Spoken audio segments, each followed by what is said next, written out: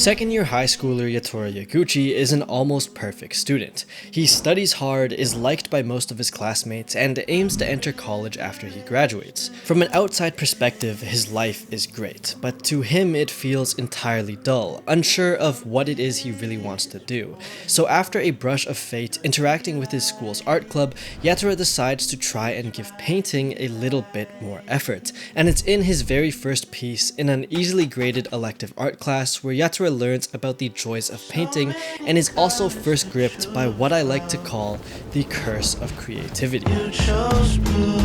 As he wraps up his messy and amateurish painting depicting the early skies of Shibuya morning reflected onto the skyscrapers that envelop the free and silent city, his friends who saw the same scenery recognized Yatora's vision, and for once he felt like he had a real conversation with the people around him. This moment pushes him towards pursuing art as a career, and it's only after that decision is made comes its own set of problems, as the enveloping creative crutch that digs its claws into Yatora warps from something he enjoys doing into three specific areas of focus on the hands that go into creating and the struggles that follow along with it, with the first part of the puzzle shifting the curse of creativity into a curse of passion.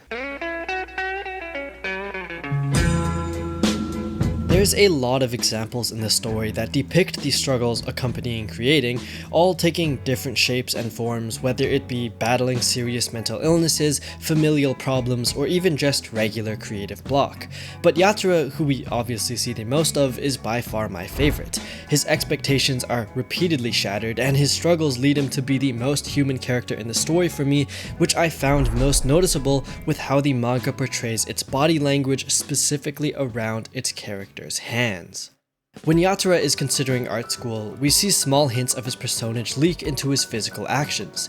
The way he looks away from his teacher and scratches his ears nervously as he reluctantly draws his hand away from his face, asking if she thinks he could get into art school. Or when he's talking to his friend at a ramen joint and is dealing with the fact that he finds art to be terrifying as he grips his hands around his neck and covers his face. Instead of this action that he repeats throughout the manga feeling like a natural stress response that I would do on a regular basis, I instead see it as Yatora trying to grab at himself emotionally, with his face serving as a symbol of his identity and him attempting to physically choke the feelings out of his body that he can't express otherwise. To look into this a little further, his hands that depict this action are the tools he uses to create all his artwork. We can view them as Yatora's creative process itself, basically what he goes through to make his art. So when he constantly uses them to target his face or identity, we can view it as creativity itself causing Yatora's persona the most struggle, constantly suppressing and pushing himself back. When he covers his mouth in the one-on-one interviews when his art tutor says he should be more self-centered, or when he grips himself nervously after being reviewed for the first time in university, both of these moments do occur in times of stress, yes, but mainly they serve as turning points in his artistic identity. Who is he going to be from this point on? Why is he creating, and does he even like art? These questions that appear throughout the creative process in not only Yatora's mind, but many artists alike, seem to take shape in these physical expressions of his identity being challenged by his own creativity. The hands are attempting to mold and shape who he will become, and in turn, what type of art he will make. In chapter 66, when he receives his very first fan letter, standing on the train platform staring down at his hands, gripping onto this hurriedly written flimsy paper, Yatora is overwhelmed with joy that his work was able to resonate with someone so deeply. But instead of smiling, Yatora, who is almost frowning instead, expresses his desires to improve his artistic range, be more sincere in what he wants to draw, because that's what he actually wants. With his hands far away from his face, representing the pressure he faces while creating subsiding, Yatora realizes he simply loves the pursuit of craft. His hands are responsible for many agonizing nights for him, but in this moment they instead hold on to the emotions of someone who appreciated his pieces. It's why he's able to express his truest wish to create even greater art without being clouded in the process of actually making art, instead relishing in the success that his troubles were able to produce. It's in this scene that Yatora falls back onto the second major piece of the puzzle in what the curse of creativity brings you, along with all of its problems.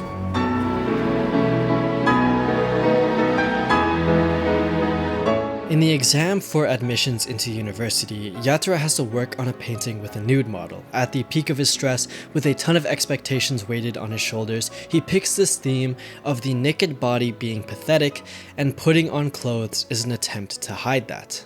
During the lunch period where they take a break from painting, he talks to Yotasuke, his friend who is objectively good at art, who compliments Yatora's recent improvements. Now this normally wouldn't be something significant, but to Yatora, who's participating in this exam that he's basically bet the last 2 years of his life on, to be recognized by someone he thinks to be a prodigy, it means the absolute world to him.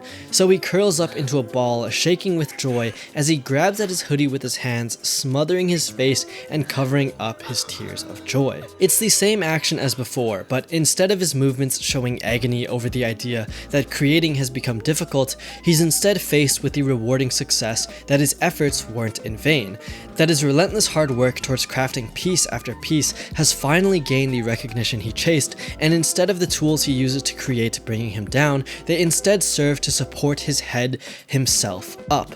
I've only really talked about the downsides creativity brings, but accompanying all those challenges is the rewarding feeling that you've grown. It's not that Yatora's art has become incredibly better than any of his peers, but instead he has something entirely unique and special to him. Pieces that can be used to gaze into who he is as a person, and his style continues to evolve following that idea. What he creates serves as a mirror into his true reflection. In the times where he's lacking confidence and creating what he thinks people will enjoy, to the parts of the story where he's fully enveloped in an idea that he himself truly wants to see through.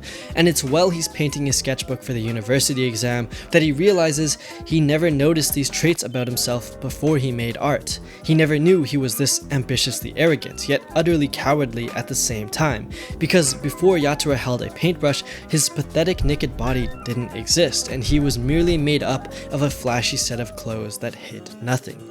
Though creativity is a curse of passion, it's that struggle with what you love, the effort to truly express in making something that only you are capable of, where art brings you so much more than it takes away. To me, that's the second part of this curse, the fact that while it breaks you down to your core, it simultaneously builds you up into who you never knew you were. Which brings me to my final argument towards creativity in Blue Period, and the end piece of the puzzle being the manga's ultimate conclusion, which doesn't actually exist. There's no defining message in Blue Period, and the manga never tries to force a perspective on creating. You'll have a beautiful double-page spread talking about how art is its own distinctive, unique take on life, and then you turn the page only for the manga to completely overwrite that idea.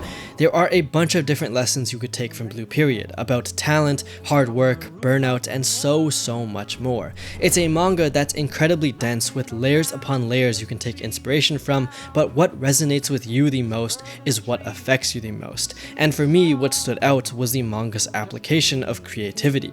Choosing what you love to do, no matter the struggles that accompany it, what creativity gives you in return, and the fact that it's your decision. Whatever you take from Blue Period is whatever you want to understand from it, because your life is something that only belongs to you, and the things you choose will become your piece in what you create. So I ask, when was the last time you made something? If you're a hardworking art student who just finished sketching yesterday, or a kid who has never held any interest in the crafts before, either way it doesn't matter. I encourage you to go out and make something entirely in your own vision, whether it be a story, a drawing, or a poorly put together video essay. Sculpt out what you see with your own eyes and your own hands, because to me, the process of creating is so much more important than the result itself, and the curse of creativity is really the greatest gift you can give to yourself in finding out who you are.